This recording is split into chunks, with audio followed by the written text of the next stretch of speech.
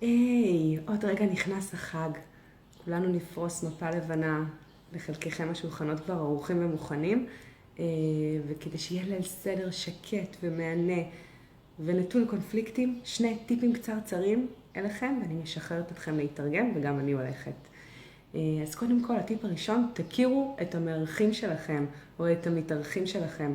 תדעו מה הכפתורים הלחיצים האלה שמדליקים אותם ויכולים להוציא מהם משהו פחות נעים. אל תלחצו עליהם. אם זה אומר, אם אני יודעת שאימא שלי מאוד לחוצה לגבי עניין מסוים על השולחן, אני לא אזכיר אותו. גם אם אני נורא רוצה לומר אותו, אני אנצור אותו בליבי, כי אני יודעת שזה יכול כרגע לבוא ולהדליק את השולחן למקום אחר. טיפ שני, ומאוד חשוב, זה גם אם נקלעתם לאיזושהי אמירה פוגענית, למשהו שהוא יכול עכשיו להתחיל ולנהל קונפליקט, תעצרו אותו, תהרגו אותו כשהוא עוד קטן. תעצרו את השיחה ותגידו, אני מעדיפה שננהל עכשיו שיחה נעימה על משהו אחר, שיחה נעימה ברוח החג. אני מעדיפה להקשיב ולשוחח על דברים אחרים מאשר על זה כרגע. עכשיו חג, ואני מעדיפה שיהיה לנו נעים וכיף.